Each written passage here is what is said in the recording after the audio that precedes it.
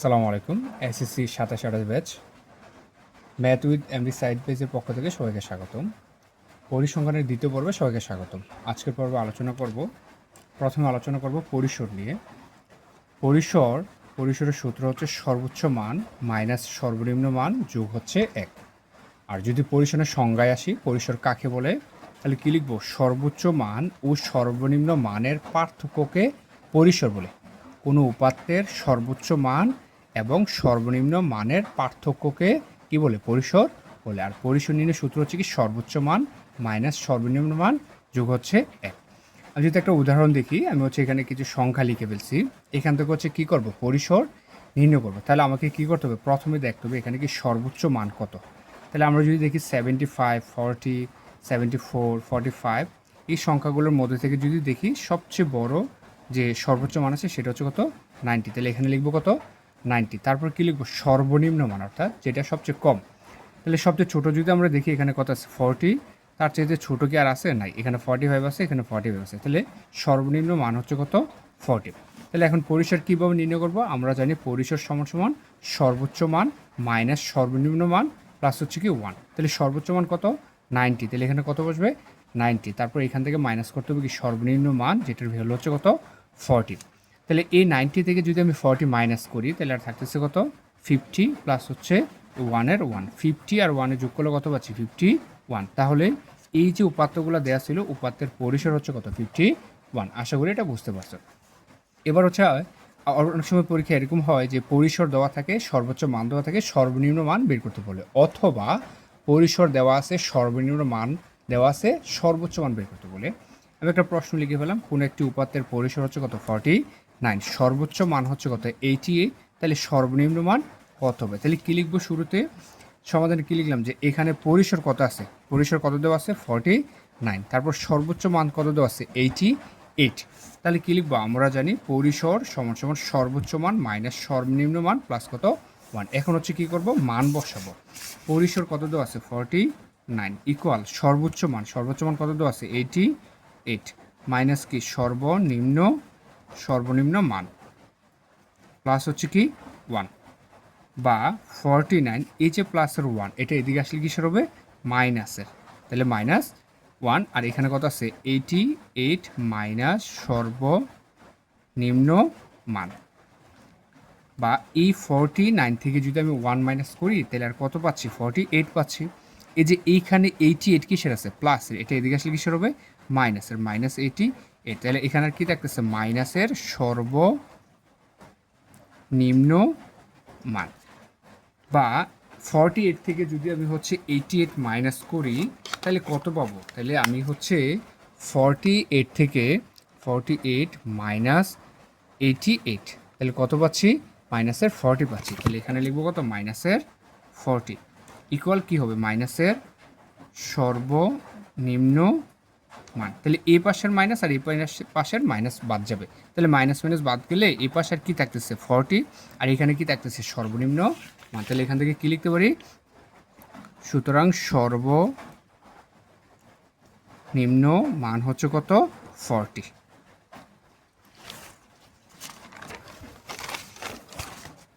এবার হচ্ছে আলোচনা করব শ্রেণী সংখ্যা নির্ণয়ের ক্ষেত্রে। হ্যাঁ, শ্রেণী সংখ্যা নির্ণয় কীভাবে করতে হবে?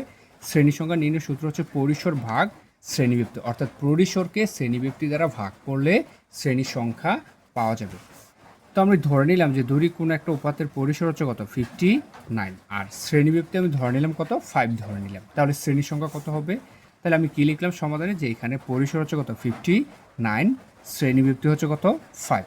শ্রেণী সংখ্যা নির্ণয়ের সূত্র কি? পরিসর ভাগ শ্রেণী ব্যক্তি। তাহলে পরিসর কত দেওয়া আছে? পরিসর দেওয়া আছে 59, আর শ্রেণীব্যক্তি কত? 5।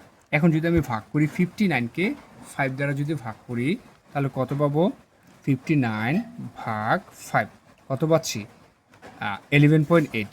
11.8। এখানে একটা জিনিস মাথায় রাখতে হবে, সেটা হচ্ছে শ্রেণীর সংখ্যা কখনো দশমিকের হয় না। শ্রেণীর সংখ্যা কী হবে? পূর্ণ সংখ্যা হবে। তাহলে এই যে 11-এর পরে হচ্ছে কি পয়েন্ট আসছে না? তাহলে 11-এর পরের পূর্ণ সংখ্যাটা হচ্ছে কত? 12। তাইলে শ্রেণীর সংখ্যা হবে কত? 12। তার মানে 12টা হবে শ্রেণী সংখ্যা।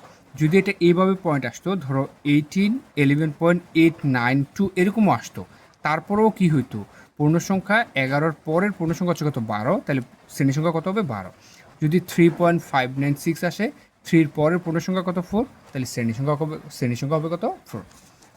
এবার আমরা হচ্ছে দেখব শ্রেণী মধ্যমান কীভাবে বের করতে হয়। অনেক সময় প্রশ্নে বলে প্রচুরক শ্রেণীর মধ্যমান বের করো, মধ্যক শ্রেণীর মধ্যমান বের করো। মধ্যমান বের করার সূত্রটা হচ্ছে শ্রেণীর উচ্চসীমা প্লাস নিম্নসীমা ভাগ কত 2। শ্রেণীর উচ্চসীমা আর হচ্ছে কি নিম্নসীমা ভাগ হচ্ছে কত 2। তাহলে আমি ধরে নিলাম, ধরো এইখানে 50 থেকে 59 আমি ধরলাম এটা একটা শ্রেণী, 50 থেকে কত 59। এখন প্রশ্নে বললো কি 50 থেকে 15 এই শ্রেণীর কী করো মধ্যমান নির্ণয় করো। তাহলে আমরা কী করব, শ্রেণীর উচ্চসীমা আর নিম্নসীমা দুটোটা যোগ করে 2 দিয়ে ভাগ করব। তার মানে 59 + 50 ভাগ হচ্ছে কত 2। 59 প্লাস হচ্ছে 50 ইকুয়াল পাচ্ছে কত 109। 109 ভাগ হচ্ছে 2, তাহলে ভাগ 2। 109 ভাগ হচ্ছে 2, তাহলে এখানে ভাগফল পাচ্ছে কত 54.5। তাহলে এটার শ্রেণী মধ্যমান কত হবে 54.5। তার মানে শ্রেণী মধ্যমান বের করার ফর্মুলাটা হচ্ছে শ্রেণীর উচ্চসীমা আর নিম্নসীমা দুটোটা যোগ করে কি করতে হবে 2 দ্বারা ভাগ করতে হবে। এবার আমরা হচ্ছে অন্য একটা প্রশ্ন দেখি, সেটা হচ্ছে যে কোন একটা শ্রেণীর উচ্চসীমা দেওয়া আছে কত 65, শ্রেণীর মধ্যমান দেওয়া আছে 62.5। ওই শ্রেণীর কী বের করতে বলছে, নিম্নসীমা নির্ণয় করতে বলছে। তাহলে আমরা কি জানি যে এখানে দেওয়া আছে কি শ্রেণীর উচ্চসীমা হচ্ছে কত 65, মধ্যমান দেওয়া আছে কত 62.5।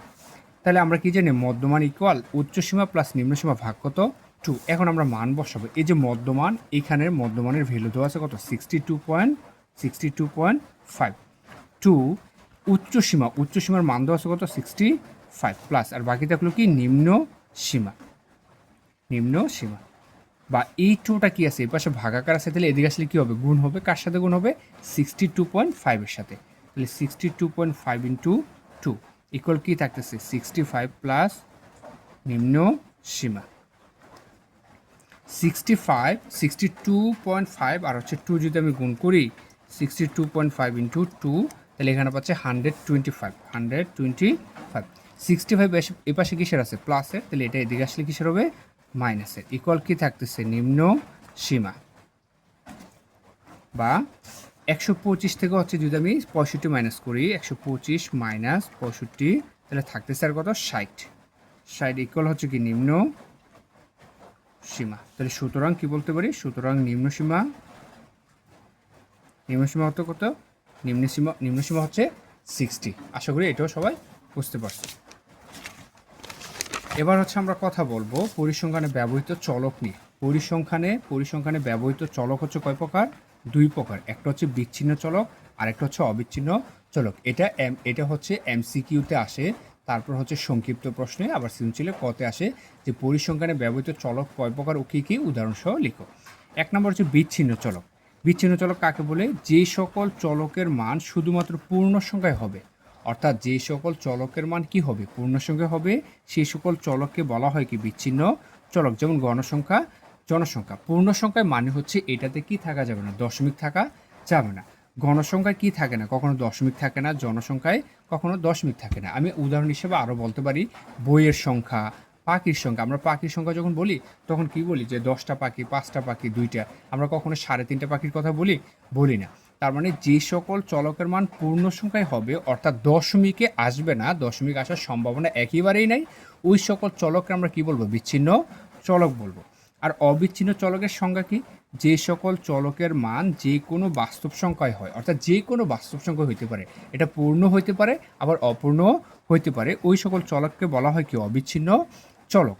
উদাহরণ কি উচ্চতা, আমরা কি দেখি যে উচ্চতা, কারো উচ্চতা কি হয় 6 ফিট হয়, 6 ফুট হয়, আবার কারো উচ্চতা 6.2 ফিট হয়, কারো উচ্চতা হচ্ছে 5 ফুট 4 ইঞ্চি হয়। তার মানে উচ্চতা দশমিকের হইতে পারে আবার দশমিক ছাড়াও হইতে পারে। ওজনের কথা যদি বলি, কারো ওজন 30 কেজি হয়, কারো ওজন হচ্ছে 30 কেজি হয়, কারো ওজন 50 কেজি হয়।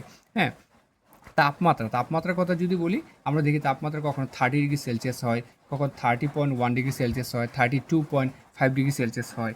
তারপর হচ্ছে কি আমরা মধ্যমান একটু আগেই তো দেখলাম যে একটা শ্রেণীর মধ্যমান কত দেওয়া ছিল 62.5। তার মানে মধ্যমানের মধ্যে কি থাকতে পারে দশমিক থাকতে পারে। তারপর হচ্ছে কি বয়স কি হয় 15 বছর, 15.5 বছর, 15 বছর 4 মাস, 3 মাস, 2 মাস, তার মানে বয়সের মধ্যে দশমিক থাকার সম্ভাবনা আছে। সুতরাং এই বয়স হচ্ছে কি একটা অবিচ্ছিন্ন চলক।